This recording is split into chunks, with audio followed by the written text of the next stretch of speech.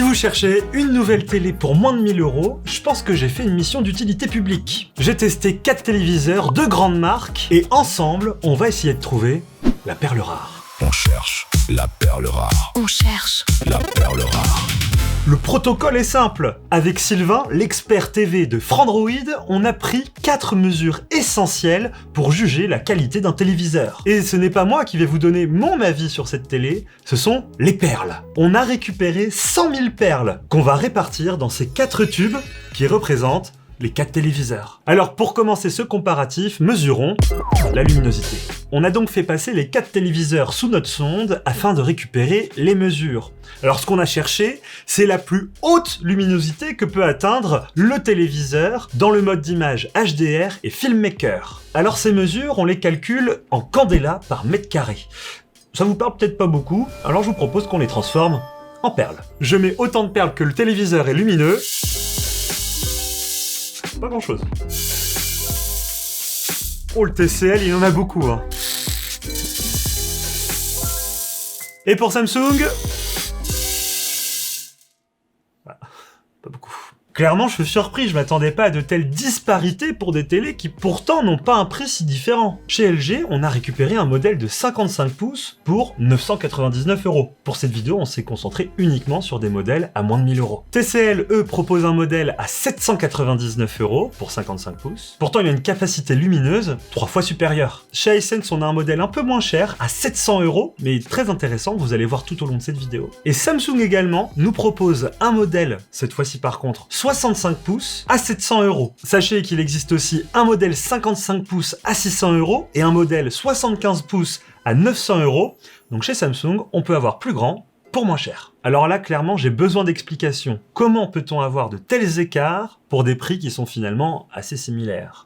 Sylvain, pourquoi on a autant de différences entre LG et Samsung et TCL et Hisense? C'est simple, le LG c'est une technologie OLED. Les 3 autres c'est la technologie LCD. L'OLED c'est beaucoup moins lumineux, surtout que la série C5 en fait c'est un milieu de gamme. Donc du coup on va pas chercher des pics de luminosité très élevés. Par contre les 3 autres téléviseurs c'est la technologie LCD mini LED et là on peut atteindre des pics de luminosité qui sont bien plus élevés. Alors comment tu expliques que le téléviseur de Samsung, lui, il a eu très peu de perles? Alors le téléviseur Samsung c'est une entrée de gamme par rapport aux 2 autres qui sont plutôt des hauts de gamme. Donc du coup, ils ont beaucoup plus de zones et ils sont beaucoup plus performants en système de rétroéclairage et du coup en luminosité. Ah oui, donc c'est vraiment une question de prix là. C'est vraiment clairement une question de prix. Ce qui est intéressant avec une forte luminosité, c'est que vous pouvez les utiliser en fait dans une pièce vraiment éclairée. Ah oui, avec plein de baies vitrées et tout. Par exemple, effectivement. Par contre, le OLED, il va falloir faire l'obscurité autour de soi. Mais ce qui est important Arnaud, c'est pas que la luminosité, c'est le contraste aussi. Bon, la luminosité c'est bien beau, mais comme l'a dit Sylvain, le contraste c'est ça qui fait l'effet cinéma. Alors laquelle s'en sort le mieux? On verse les perles. Quand même, l'outil le plus pratique de cette vidéo, ça aurait été cette balance. Hein. Et dis donc, elle a du contraste celle-là. Allez, on va voir ce que vaut la TCL en contraste. Ah oui, là on voit la différence. Ketchup mayo quand même. Hein. Pas mal. Et la dernière pour Samsung. Elle est pas en forme celle-là. Samsung, je sais pas. Elle part très mal la Samsung. Bon, LG est clairement favorisé pour son contraste et ça lui permet de rattraper son retard, et ça c'est grâce à la technologie OLED, mais Samsung est encore dans les choux, et j'ai besoin d'explications. Là clairement Sylvain, on a un gros gagnant. La télé d'LG, elle est au-dessus de tous, et clairement au-delà de la mesure, toi tu me l'as dit, tu le ressens. Bah oui, sur les noirs, sur le OLED, ils sont totalement imbattables. Par contre, ce qu'il faut souligner, c'est que Hisense et TCL fait quand même du bon travail sur le contraste, beaucoup moins sur le Samsung. Ce qui est intéressant pour une image cinéma, c'est d'avoir un très haut niveau de contraste. Parce que du coup, vous allez avoir tous les détails dans les zones sombres. Et vous allez moins les voir sur des modèles LCD où là, finalement, vous allez avoir du gris en fait. Si tu regardes beaucoup de films ou de séries, du coup, le contraste, il est quand même vachement important pour toi. Donc clairement, la technologie OLED, c'est la meilleure technologie pour la qualité d'image. Pour la qualité d'image en général, ouais, pour les couleurs, mais surtout pour le contraste. Alors attention, sur le Hisense et sur le TCL, on a quand même un très bon contraste. Attention, le mini LED fait vraiment la différence aussi par rapport au LED. On est finalement entre le LED classique et le OLED avec du mini LED. C'est pour ça que Samsung a moins de contraste au final. C'est pour ça, ouais. Technologie LED. Non mais Arnaud, t'as oublié de mesurer un truc pour l'instant. C'est la fidélité des couleurs. Eh ben on y va. Autre donnée très importante quand on achète un téléviseur, la fidélité des couleurs. Alors comment s'en sortent nos télés? Eh bien, grâce à notre sonde, on a pu mesurer le delta E, et c'est simple, plus le résultat est faible, plus les couleurs sont fidèles. On transpose tout ça en perles, ce sera plus simple. Plus je vais verser de perles, plus la télé aura des couleurs fidèles.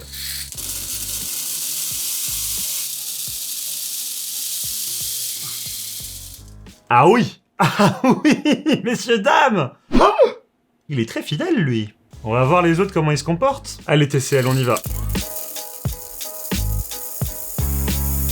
Hop! J'en connais un qui est plus fidèle que l'autre.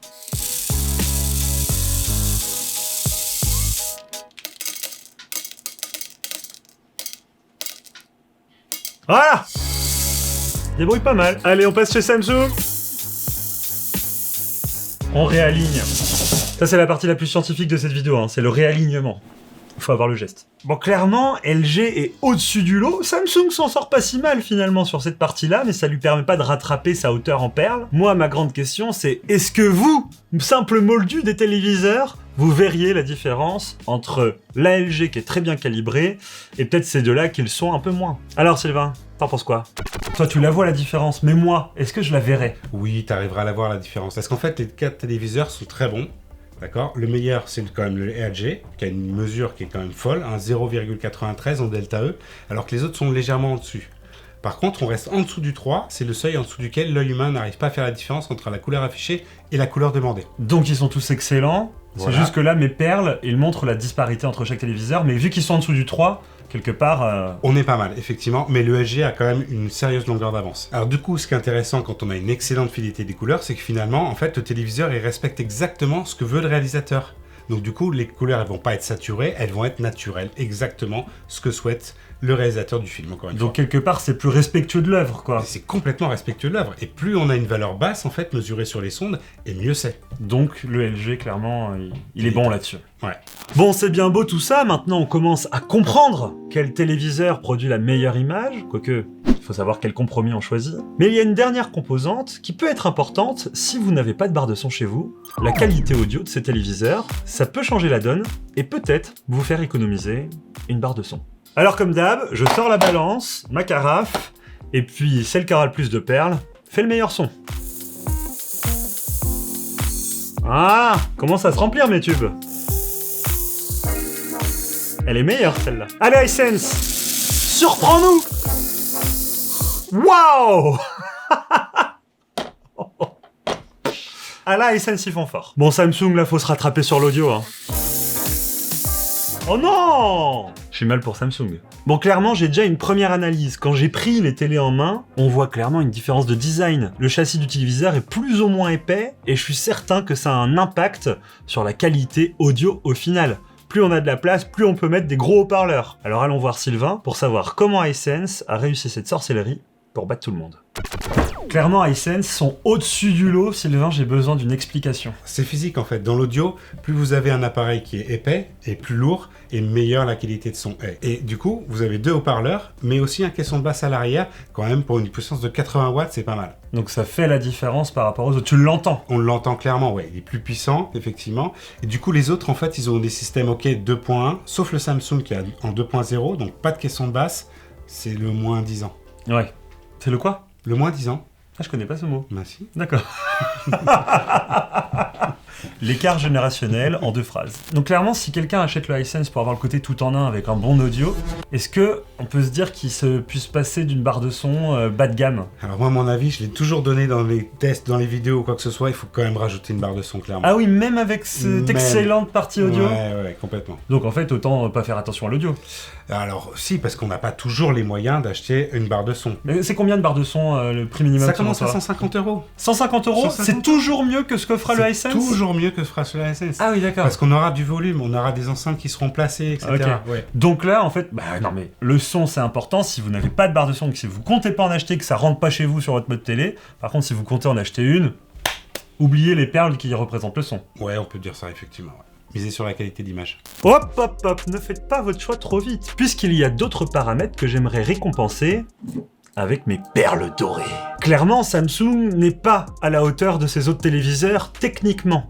Mais il y a quand même quelque chose qu'il faut souligner. C'est son rapport qualité-prix. Toutes les tailles sont à moins de 1000 €. 900 € pour le 75 pouces, 700 € pour le 65 pouces, et 600 € pour le 55 pouces. Et clairement, si vous voulez une grosse télé chez vous, c'est celle-ci qui répond le mieux à la demande. Alors, n'ayez crainte, pour les avoir utilisées toutes les 4, la Samsung n'est pas tant dans les choux que les perles pourraient vous le faire croire. Ça reste très correct, mais pas excellent. De plus, faut savoir que Samsung a la générosité d'offrir quand même 4 ports HDMI 2.1 à l'arrière du téléviseur. Ce sont des connectiques beaucoup plus rapides qui permettent d'avoir des performances assez élevées dans le gaming. Et ça, ce n'est pas le cas de TCL et d'iSense par exemple. Et clairement, ça mérite des perles dorées. Donc un peu comme dans Harry Potter 1, quand Dumbledore fait gagner Gryffondor à la place de Serpentard, à la fin du film, on met les perles dorées.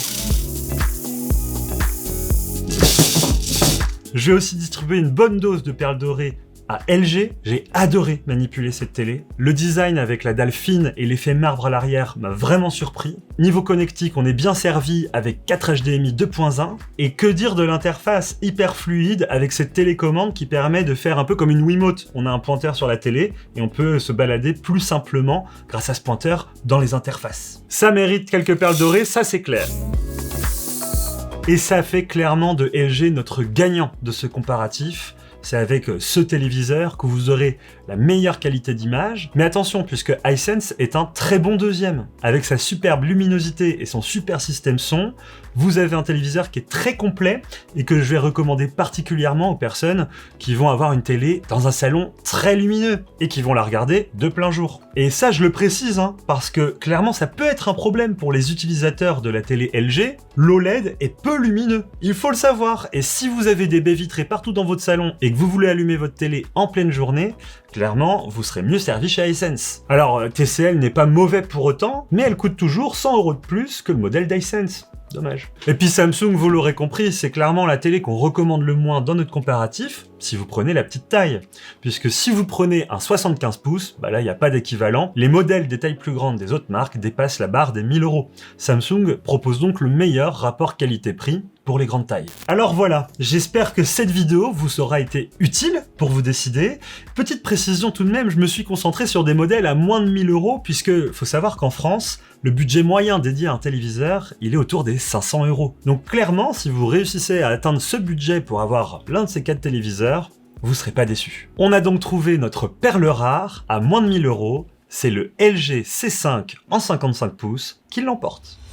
Bon, dites-nous dans les commentaires si ce format vous a plu, et si jamais vous voulez qu'on le reproduise sur d'autres catégories de produits, les résultats peuvent toujours être surprenants. N'hésitez pas à nous suivre sur nos réseaux sociaux, mais également sur le site de Frandroid, où je vous mets les liens des tests complets de ces téléviseurs pour en savoir plus.